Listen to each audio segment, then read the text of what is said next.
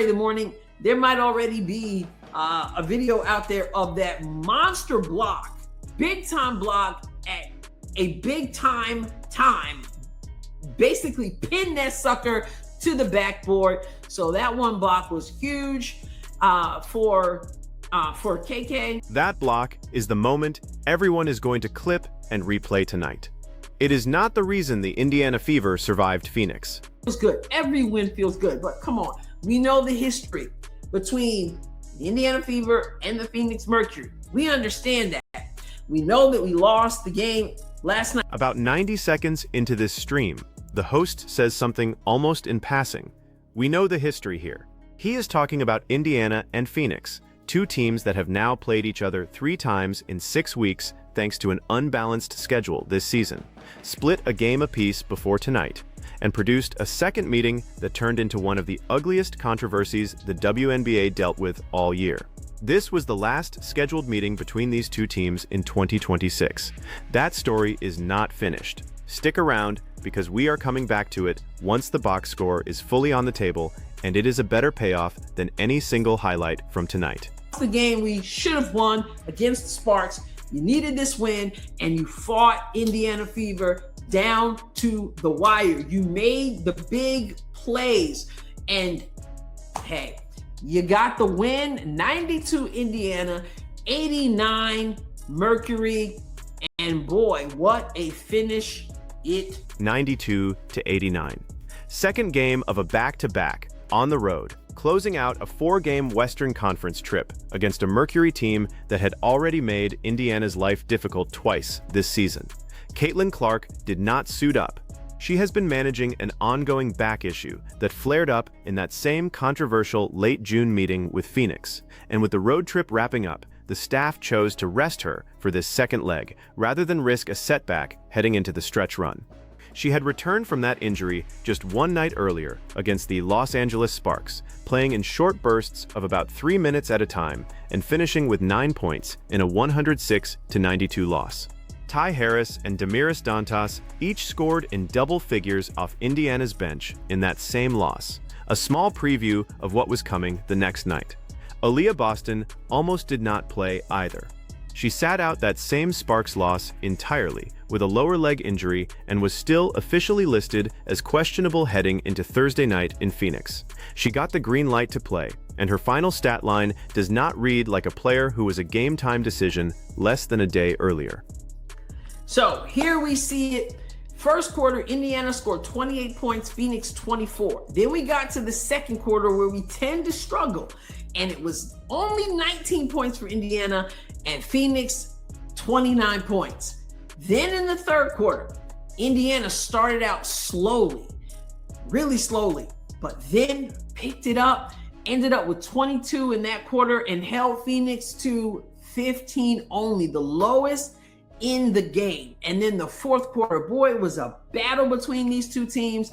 Indiana won that battle 23 to Phoenix 20. Run the quarters back, 28-24 Fever after the first, on the strength of 6 made 3-pointers in that opening period alone. That part is not new. Indiana had lost 10 straight night games in this exact arena coming in, and had still opened fast against this Mercury roster all season, building leads into double digits early and often. What keeps repeating is the second quarter, 29-19 Phoenix, which flipped a 12-point Fever lead into a 6-point Mercury lead at the half, 53-47. That is precisely the kind of collapse that bit Indiana in each of their 2 previous outings, including the loss to the Sparks less than 24 hours before this tip-off. For the second straight game, the Fever walked into their locker room trailing. The difference this time was what came out of it. A 22-15 third quarter, punctuated by a stretch where Indiana scored 13 straight points off 4 consecutive Mercury turnovers, flipped the entire complexion of the game before the fourth quarter even started. Indiana still had to survive a 23-21 fourth to close it out. And that final margin is exactly where this box score starts getting interesting. Look at our starters. Mo had 2 points. But AB with 21 points on 9 of 16 shooting, 3 for 5 from 3, 9 rebounds. She had a steal, she had a block. Let me make this a little bit smaller so everything fits in. Then we got Kelsey Mitchell, another 29. That's what she had the last night. And then the game before that, she had 27 on 10 of 22 shooting, 3 of 6 from the field, 6 of 6 from the free throw line, 2 rebounds, 8 assists, 3 steals, a block, and she put this team on her. Start with the two players who were never really in question. Aaliyah Boston, playing through that same leg injury, finished with 21 points on 9 of 16 shooting, 3 of 5 from 3, 9 rebounds, a steal, and a block. That is not a limited role player managing her minutes. That is a game-time decision playing like it was never in doubt. Then there is Kelsey Mitchell, who put up 29 points for the second straight game, and in doing so, tied her own franchise record for consecutive double-digit scoring games at 37. She entered the night averaging 22.2 points per game, third best in the entire league, sitting on 467 total points for the season, second most of anyone in the WNBA. Her offensive rating had climbed to its highest mark since her rookie year. She had been scoring at a 28.4 point per game clip over her previous 5 outings, and this made back-to-back 30-point adjacent nights against this specific Mercury team. In games Clark has missed this season, Mitchell is averaging north of 24 points a night, well above her already strong season number.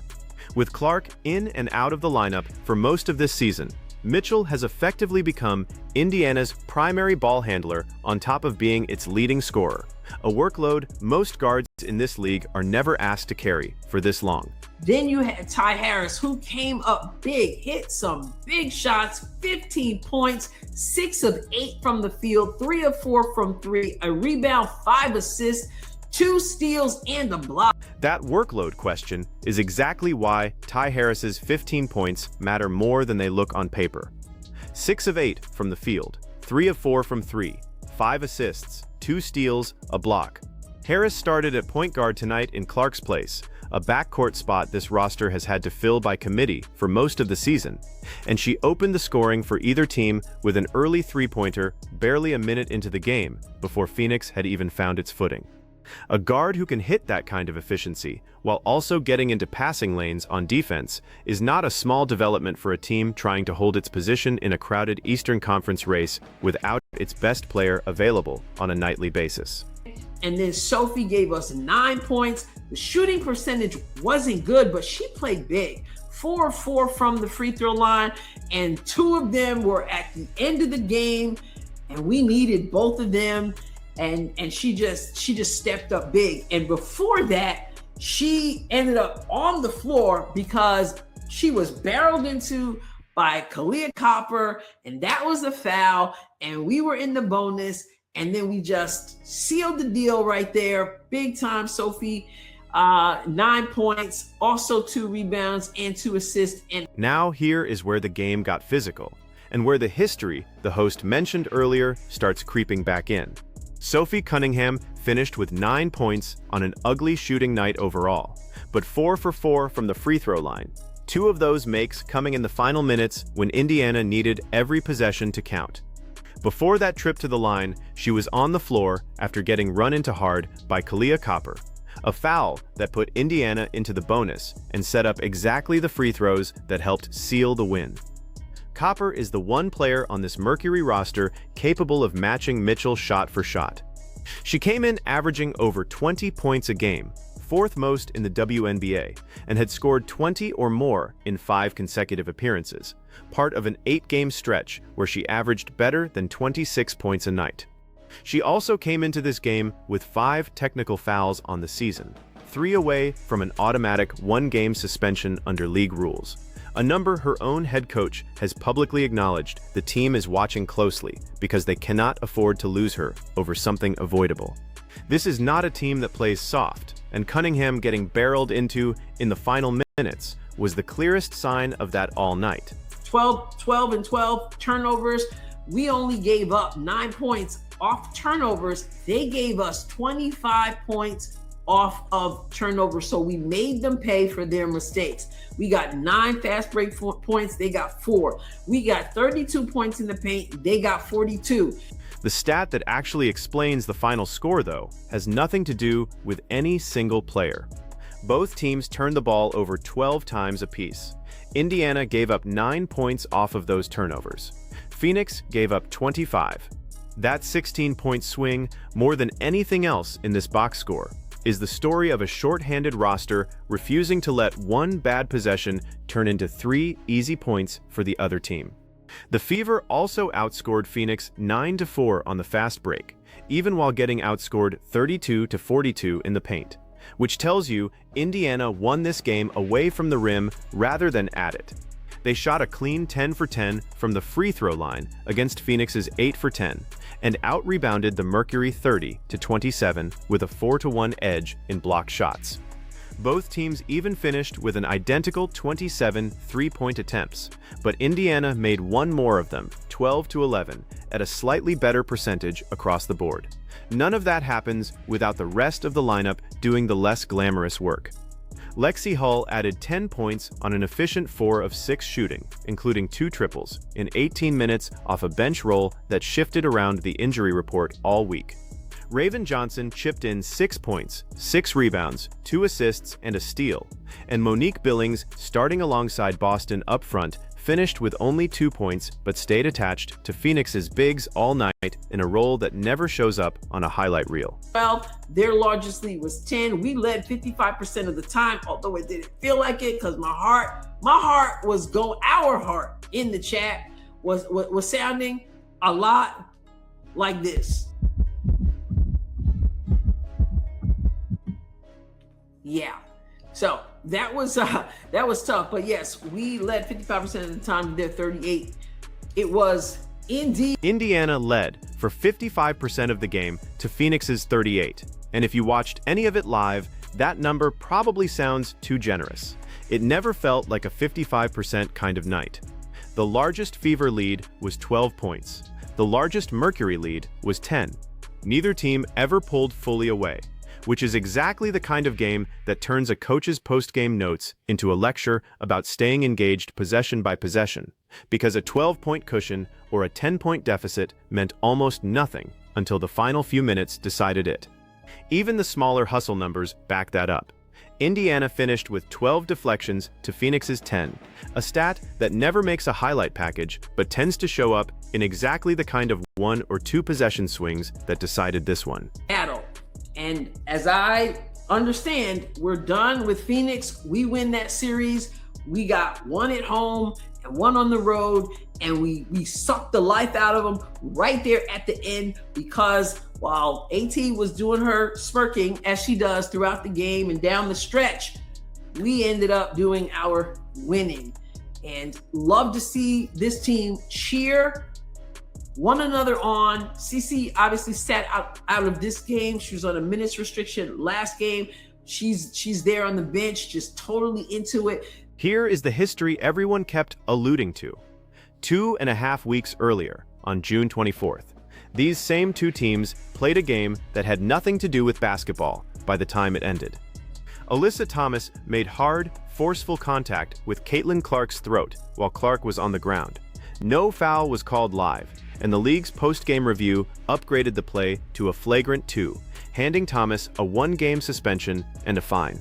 Phoenix won that game 111-109. On the same night, Indiana's own head coach publicly voiced her frustration over how the officials had handled the play in real time. It dominated the news cycle for days and left this rivalry with an edge that had nothing to do with the standings, on the heels of an Indiana win over this same Mercury team just 2 days earlier, 86-77. Thomas was back on the floor tonight, and by every account from people watching live, she spent the whole game working over the Fever roster the way she has all season. Chippy on switches, chirping after buckets, doing everything short of drawing another flagrant. She still finished with 22 points and ran Phoenix's offense as its lead facilitator, with Valeriana Ayayi adding 10 and Monique Okoa-Makani providing 14 off the bench on a career-best shooting stretch of her own. Indiana just kept scoring anyway.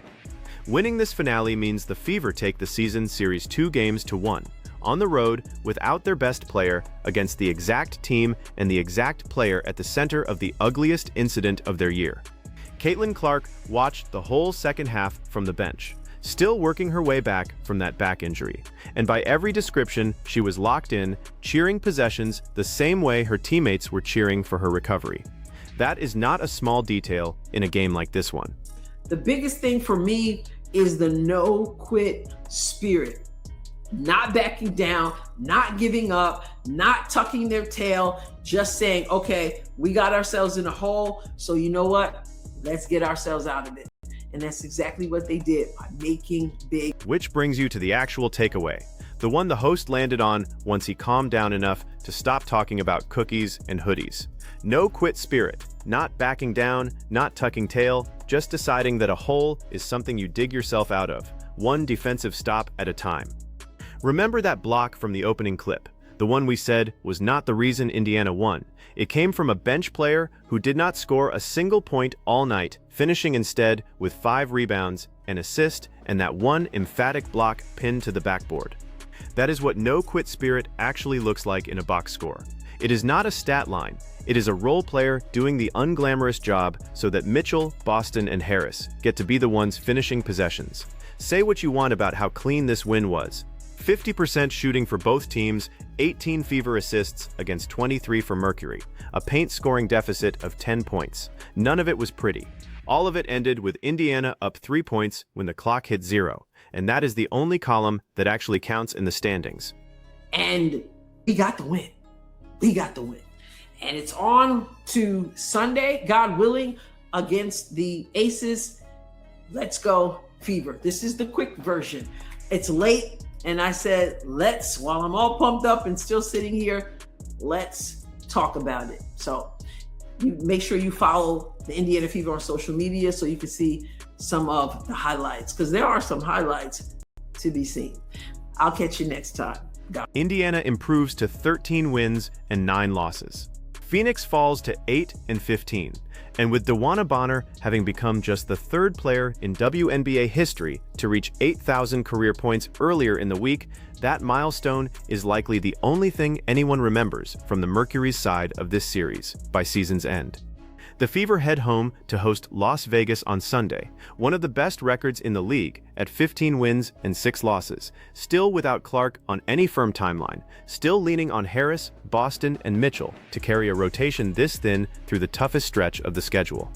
This win also matters because of where Indiana sits. The Eastern Conference has been a pile-up all year, with New York, Atlanta, and Washington all within a couple of games of the Fever at various points this season. A road win like this one, against a team that has genuinely given Indiana problems, is exactly the kind of result that separates a team from that logjam instead of getting swallowed back into it. If a team missing its franchise player can walk into a building with this much bad blood against the exact opponent that put her in the training room in the first place and grind out a 3-point road win on the second night of a back-to-back, what does that tell you about this roster once Clark is actually back on the floor for good? Put your answer in the comments, drop a like if you want the next recap the moment it drops, and subscribe so you do not miss it.